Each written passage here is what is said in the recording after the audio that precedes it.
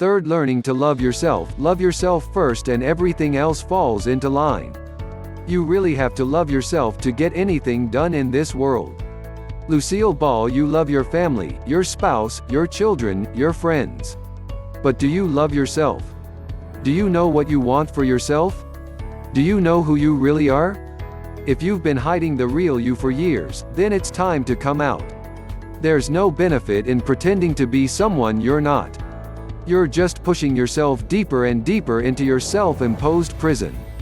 When you learn to love yourself, you'll begin to see some changes you've never experienced before. You'll learn to be freer with your choices. You won't pay as much attention to what other people are saying. You'll learn to say what you really want to say. The new you might come as a surprise to the people around you. But really, as long as you're happy, then what they say or think about you shouldn't matter. That's the power of loving yourself. You won't be bounded by the old things that used to make you hate yourself.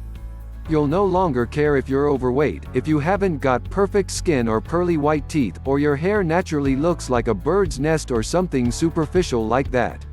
You'll be able to accept yourself for who you truly are. When you learn to accept your imperfect self, you'll open your eyes and see so many opportunities around you. You've missed these before because you were too busy pretending to be someone else. Respecting yourself. With self-love comes self-respect. When you learn to respect yourself, you learn to respect your boundaries. You learn to put yourself on a pedestal, whereas before you would have allowed others to walk all over you. You learn to follow what your heart desires and fulfill your own wishes. You no longer wait for other people to approve your decisions. You may, of course, seek their advice to make sure you're making the right ones. You no longer crave the opinion of others. In the past, you may have followed bad advice from people you respected, simply because you respected them more than you respected yourself. You'll realize you respect yourself when you finally learn the power of the word no. You'll no longer allow yourself to become everyone's favorite doormat. You'll learn to stand up and fight for yourself. At the same time, you will also learn how to start saying yes. Yes, to things that will bring good tidings to you. Yes, to opportunities that can help you reach your goals faster. Yes, to new relationships with people who'll respect you. Ultimately, your self-respect will lead you to self-discipline. You learn the importance of building positive habits and letting go of bad ones. You'll become a better person who has the power to influence others positively. Self-love is not self-centered. Loving yourself is not the same as being narcissistic or being self-centered. Narcissists don't love themselves, they love the image they have of themselves. An image where everything revolves around them. They are blind to their faults and their bad qualities. When you love yourself, you are fully self-aware. You know both your good and bad traits. You embrace your feelings.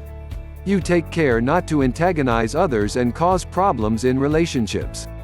In everything you do, you consider both sides of the coin. When you're self-centered, you want everyone to bow down to you. You want people to respect your space and your rights, and not reciprocate the favor. You feel entitled to everything, and when your wishes get denied, you lash out and play the role of a sorry victim.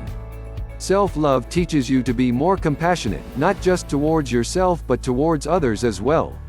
You become your own best friend, and as your best friend, you learn to accept your own emotions. This, in turn, leads to better awareness of other people's emotions as well. Since you're more open to everyone around you, you appreciate everyone's uniqueness. As your self-love grows, so does your love for others. This is when you truly become selfless. You've got so much love within you that it overflows to everyone around you. It's easy to forgive yourself, and as such, it becomes easier to forgive those who've slighted you, too. Imagine what the world will be like if everyone loves themselves.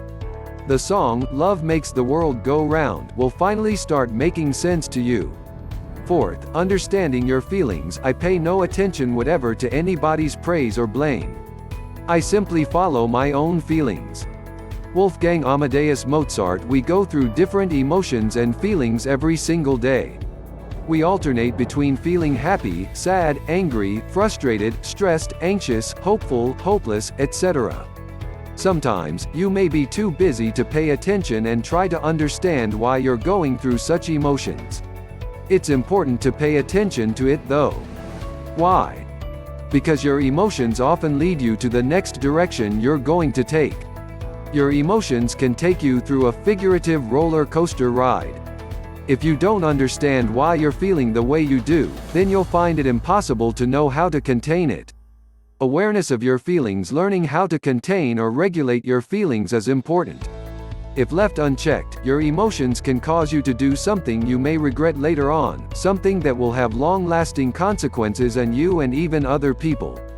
Not understanding your feelings, especially negative ones, can lead to destructive behavior that would further drown you in misery.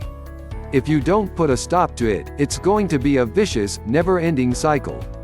It's very much possible to get trapped in that viciousness and never achieve the freedom you've always dreamed of.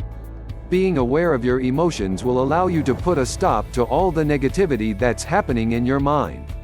Rationalizing your feelings will help you understand why you're feeling the way you do. It will allow you to take a step back and analyze the root of your feelings. For instance, if you're always feeling stressed and overwhelmed at work or at home, then you may want to take a moment to think things through. You can ask yourself these questions: why do you feel the way you do? What can you do to change your situation?